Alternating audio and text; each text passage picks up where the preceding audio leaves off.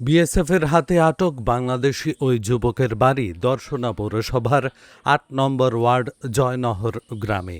তার বাবার নাম মৃত আলাউদ্দিন ওরফে কালু মৌলভী। বিকেল ৩টার দিকে দর্শনা সীমান্তের ৭৫ নম্বর মেইন পিলারের ৩S পিলারের কাছ থেকে তাকে ধরে নিয়ে যায় ভারতের পশ্চিমবঙ্গের গেদে ক্যাম্পের বিএসএফ টহল দল।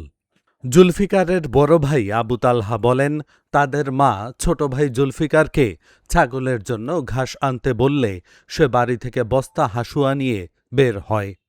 এরপর আর ফিরে আসেনি। বিকেলে তারা জানতে পারে সে বর্ডারের মাঠে ঘাস কাটছিল। তাকে বিএসএফ ধরে নিয়ে গেছে।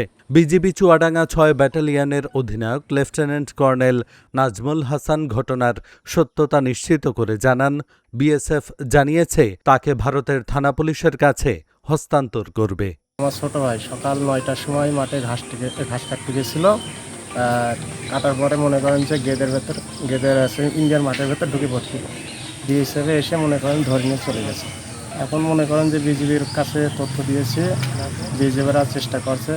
এখন পরবর্তীতে বিজিবিরা দেখে কি তথ্য দেয় তারপরে